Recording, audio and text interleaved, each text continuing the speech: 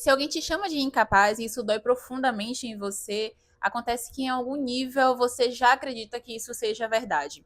E enquanto essa crença estiver viva dentro de você, você não vai conseguir se posicionar corretamente, cobrar adequadamente pelos seus serviços, ocupar espaço, muito menos crescer profissionalmente ou financeiramente. A crítica só dói verdadeiramente em você quando ela encontra uma morada, e é justamente sobre essa morada chamada autoimagem que vamos falar hoje. E autoimagem não é sobre autoestima. Autoestima é como você se sente. A autoimagem, ela seria quem você acredita que você é, e isso muda tudo. Porque o cérebro não reage à realidade objetiva, ele reage à identidade que você construiu ao longo da vida. Quando uma crítica ativa algo dentro de você, não é o som da palavra que dói, é o significado que ela está confirmando. A neurociência vai nos explicar que quando crenças são repetidas emocionalmente, elas passam a fortalecer circuitos neurais específicos. Então, quando pensamentos são associados a emoções intensas, eles passam a ser consolidados com mais força. Isso é neuroplasticidade. O cérebro se reorganiza a partir do que você repete. Se durante anos você ouviu ou sentiu que você não era o suficiente, o seu cérebro passou a criar um padrão estável de identificação com essa narrativa. E assim como explica a psicologia analítica de Carl Jung, tudo que não é integrado se manifesta como sombra. Então, aquela crítica externa apenas ativa algo que já estava no seu inconsciente. E no fim, isso não é sobre o outro, é sobre o que você já acreditava silenciosamente.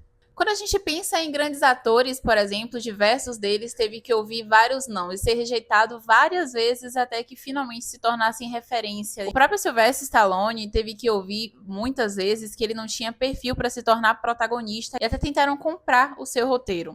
Porém, ele não aceitou e não deu ouvido a essas críticas. O criador e fundador da Disney foi demitido de um jornal com a justificativa de que ele não era criativo o suficiente. Martin Luther King, na sua época, foi tido como sonhador demais, radical e até mesmo imprudente. E o ponto aqui não é romantizar a rejeição que essas pessoas receberam, e sim entender que a diferença entre quem existe e quem alcança raramente está na rejeição ou na crítica que elas recebem. Está justamente na identidade que essa pessoa sustenta. Se Stallone tivesse uma crença interna de que ele era incapaz, aquela crítica provavelmente teria tocado nessa sombra, confirmado essa crença e talvez ele tivesse desistido. E a gente não precisa pensar apenas em grandes nomes ou histórias que pareçam distantes para que a gente possa exemplificar.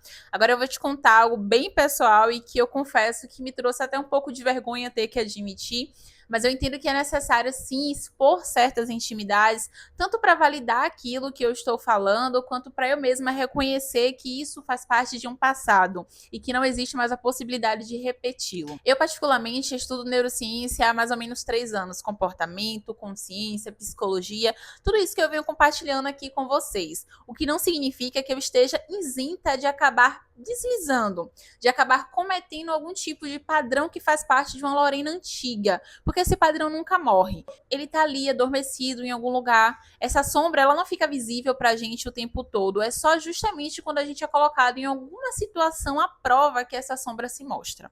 Dito isso, há não muito tempo, uma colega, uma amiga me procurou para que eu fizesse uma planilha para ela. Para além de todos esses estudos, eu curso a área de ciências contábeis e eu faço algumas planilhas financeiras. Então, eu tenho um curso de Excel, de dashboard, eu faço planilhas automatizadas, de acordo com o que a pessoa precisa.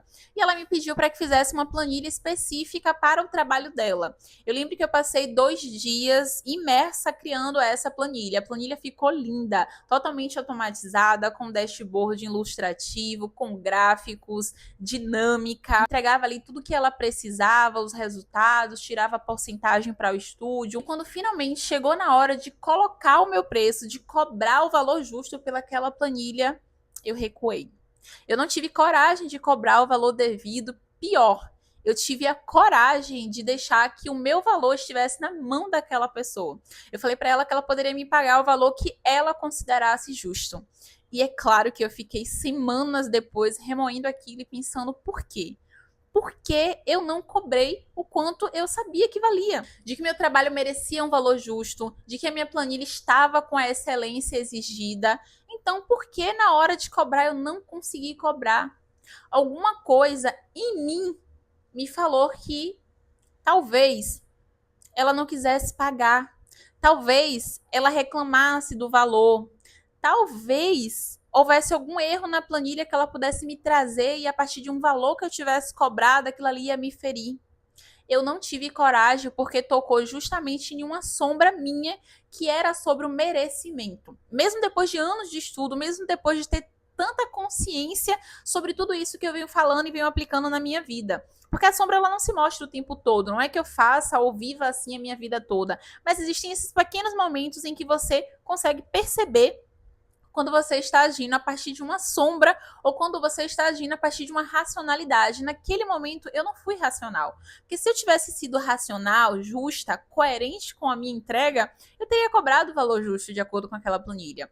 E eu precisei levar isso para terapia, para vocês terem noção, para conversar com a minha psicóloga e começar a entender que é que até aquele momento ainda estava faltando em mim entender sobre o meu merecimento. Não foi falta de conhecimento, não foi falta de competência, foi a autoimagem. Percebe que enquanto o merecimento ele não está totalmente estruturado, você cria situações que fortalecem aquela dúvida. Pausa rápida e necessária para te pedir para curtir esse vídeo, para compartilhar com aquela pessoa que você acredita que possa se beneficiar desse tipo de conteúdo.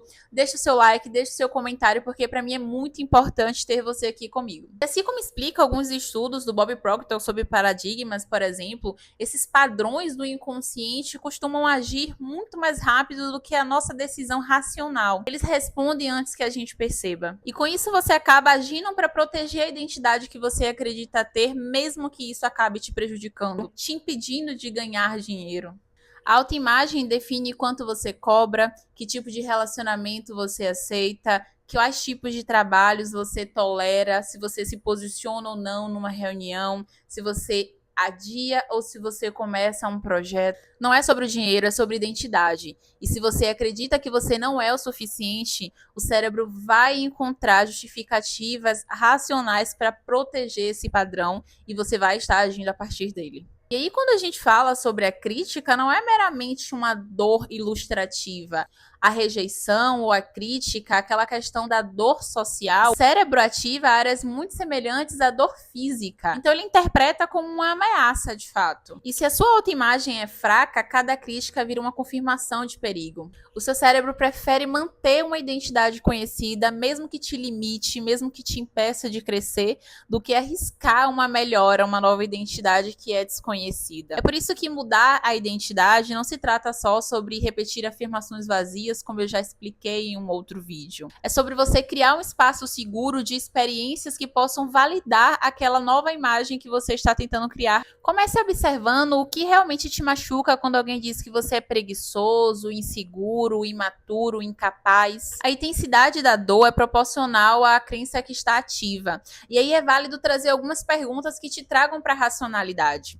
Uma delas seria: isso é algo atual ou é uma crença antiga que eu estou reafirmando? Estou reagindo ao presente ou protegendo uma antiga versão minha? A autoimagem não muda negando necessariamente o passado, mas sim criando novas experiências, se posicionando melhor, cobrando melhor, arriscando mesmo com medo. É assim que novos circuitos neurais são formados, juntando repetição, emoção e nova experiência. Você quer crescer financeiramente? Então você precisa crescer psicologicamente. Porque enquanto você acreditar que você é pequeno, você vai agir de acordo com alguém pequeno e o mundo, obviamente, vai refletir isso.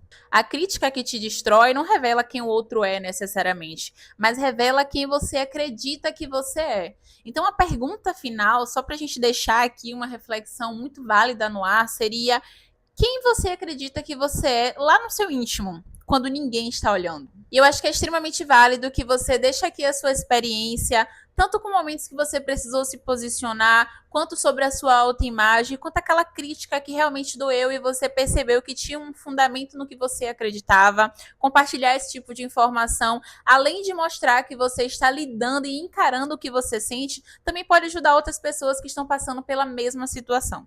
E segue o canal, é claro.